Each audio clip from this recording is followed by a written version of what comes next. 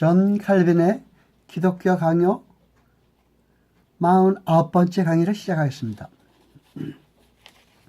이 강의는 존 칼빈의 기독교 강요 제3권 제2장 16절로부터 시작하겠습니다. 16절은 믿음의 확실성에 관한 것입니다. 칼빈은 다음과 같이 이야기하고 있습니다.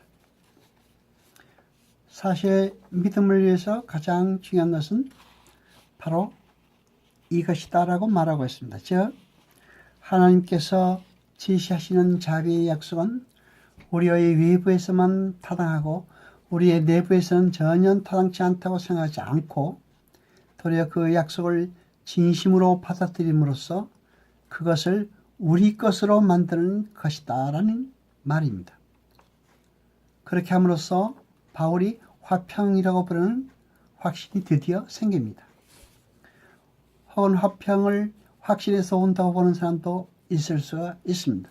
그런데 화평은 일종의 확신이며 이 확신은 하나님의 심판함에서 양심을 평온하며 평화롭게 만듭니다. 이 확신이 없으면 양심은 늘 놀라며 혼란과 고통으로 인해서 거의 사분오열 상태에 빠집니다.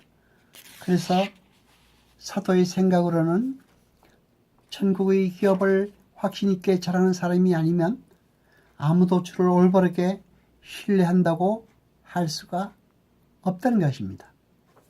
다시 말하면 자기가 구원을 받은 것을 굳게 믿고 의지하면서 마귀와 사마을 자신 있게 굴복시키는 사람이 아니면 신자가 아니라는 것입니다. 17절에서 칼빈은 시험과 싸울 때의 믿음에 대해서 말하고 있습니다. 신자들이 양심이 아무 동의도 없는 평화로운 안식을 누린다고는 결코 생각하지 않습니다. 그럴지라도 우리는 다시 한번 그들이 어떤 곤란을 당할 때에 하나님의 자비에서 받은 그 확실한 신념에서 떨어지거나 떠나게 된다는 것을 부인한다는 것입니다. 그러나 이것이 놀라운 일입니다. 이 모든 공격을 받으면서도 믿음은 신자들의 마음을 지켜주며 그 효력에 있어서는 참으로 종려나무와 같다는 것입니다. 종려나무는 모든 환경과 싸우면서도 머리를 들고 일어섭니다. 그래서 다윗은 압도된 듯이 보일 때 자신을 비난하면서도 여전히 하나님을 향해서 일어섰습니다. 자신의 무력과 싸우며 불안한 순간에도 민을 잡으려고 매지는 사람은 이미 대체적으로 승리를 얻을 수 있습니다. 이런 추리를 할 수 있는 근거가 될 말씀은 너는 여호와를 바랄지어다 강하고 담대하며 여호와를 바랄지어다 입니다. 18절에서 칼빈은 신자의 내심에 있는 갈등에 대해서 말하고 있습니다.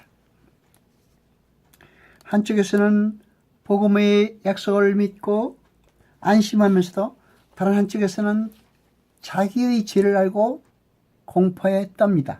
우리는 한편으로는 생명을 소망하면서 기뻐하는데 또 한편으로는 죽음을 직시하고 전율합니다. 이런 변동은 믿음이 불완전한 데서 생기는 것입니다. 만일 신자의 마음에 확신과 의심이 섞여 있다면 우리가 돌아가는 결론은 언제나 이것이 아닙니까? 즉, 믿음이 우리에 대한 하나님의 뜻을 아는 지식을 근거한다고 하더라도 그 지식은 확실하고 분명한 것이 아니라 막연하고 혼란한 것이라는 말입니다. 그러나 결코 그렇지 않습니다.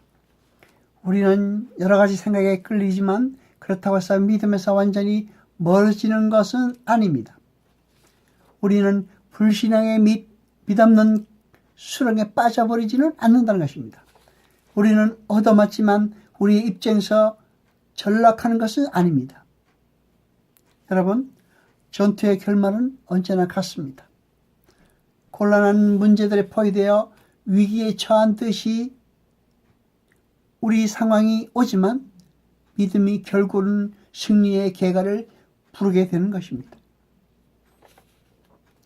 요컨대 처음에 지극히 작은 믿음이라도 그것이 우리 마음에 스며들게 되면 우리는 하나님 얼굴, 곧 평화롭고 고요하고 우리에 대해 인자하신 얼굴을 보기 시작합니다.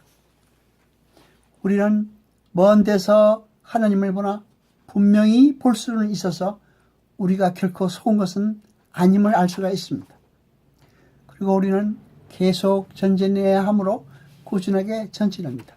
전진할수록 하나님을 더 가까이서 그리고 더 확실하게 보게 됩니다. 그리고 계속 전진하는 동안에 하나님을 더욱 잘 알게 됩니다. 그러므로 우리의 마음이 하나님을 아는 지식으로 조명될 때에 처음에는 많은 무지에 둘러싸이지만 이 무지는 점점 없어집니다. 그러나 어떤 일들을 모른다고 해서 또는 아는 것이 뭐하다고 해서 사람의 마음이 자기에 대한 하나님의 뜻을 분명히 아는 데에는 지장을 받지 않습니다. 이는 마음이 깨닫는 것은 믿음의 가장 기본적이며 으뜸이 되는 부분들을 함유하고 있기 때문입니다. 바울은 참으로 거룩한 지혜가 현세에 있는 우리에게는 얼마나 조금밖에 부여되지 않았나 하는 것을 시사합니다. 이 말씀들의 뜻은 우리가 육의 짐을 지고 신음하는 동안은 믿음이 불완전할 뿐만 아니라 우리 자신이 불완전함으로 더욱 끊임없이 배워야 한다는 것입니다. 우리 각 사람은 자기의 무지가 장애와 방해물이 되어 그 마땅히 접근해야 할 곳까지 가지를 못합니다. 그러나 다른 구절에서 같은 바울은 아주 적은 믿음이라도 그 순수한 맛을 확실히 맛볼 수 있게 한다고 가르칩니다. 즉 복음을 통해 우리는 노출된 얼굴로 하나님의 영광을 보며 그 결과로 변하여 주의 형상과 같이 된다고 바울은 언급합니다. 그리스도께서도 그들의 믿음이 적은 것을 책망하실 때에 그들을 제자의 대열에서 축출하거나 불신자와 동일시하지는 않으셨습니다. 도리어 그들에게 그 결점을 털어버리라고 역사하십니다. 그러므로 우리는 이미 한 말을 반복합니다. 믿음의 뿌리는 신자의 가슴에서 결코 뽑히지는 않고 가장 깊은 속에 굳게 박혀 있어서 믿음이 아무리 흔들리고 전후좌우로 구부러지는 것 같아도 그 빛은 결코 꺼지지 않으며 이를테면 적어도 제 밑에 잔존합니다. 또 이 예에서 알 수 있는 것은 결코 썩지 않는 씨와 같은 하나님의 말씀은 그것과 꼭 같은 열매를 맺으며 씨의 번식력은 결코 완전히 마르거나 죽는 법이 없다는 것입니다.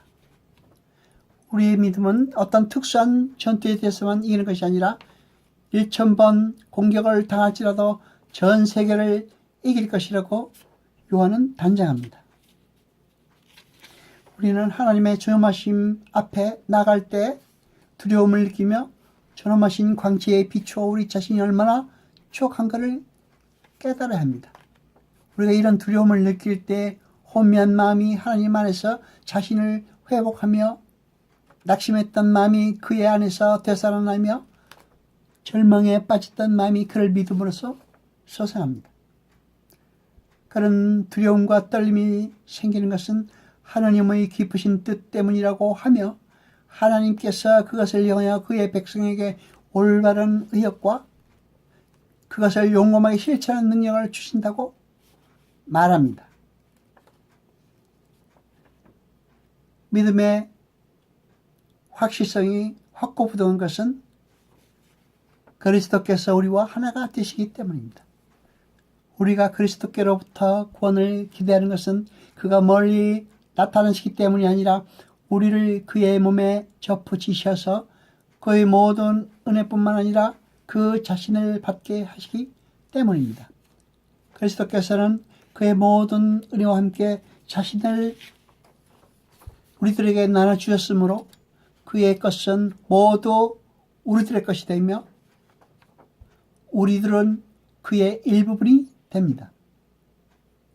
참으로 그와 하나가 되며 그의 이는 우리들의 죄를 극복하시며 그의 구원은 우리들이 받을 정죄를 말소하시며 그의 높은 가치로 인해서 우리들의 무거침이 하나님 앞에서 드러나지 않도록 중재하십니다. 여러분, 이것은 확실한 사실입니다. 우리는 그리스도를 우리에게서 분리하거나 우리를 그리스도에게서 분리해서는 안 됩니다. 그리스도께서는 우리 밖에 계시는 것이 아니라 우리 안에 계신다는 것입니다. 그리스도께서는 끊을 수 없는 교제의 유대로 우리와 꼭 붙어 계실 뿐 아니라 놀라운 영적 교통에 의해서 날이 갈수록 더욱더 우리와 한 몸이 되시며 드디어 완전한 일체가 되시는 것입니다. 어떠한 일이 있더라도 믿음은 여전히 하나님을 간절히 찾는 것입니다. 여호와 아버지 하나님 거룩하시며 세세토록 영광과 찬송 받으소서. 말씀을 들 때 깨닫게 하시며 우리로 진리를 알게 하소서. 이 모든 것 감사드리며 우리 주 예수 그리스도 이름으로 기도드리옵나이다. 아멘.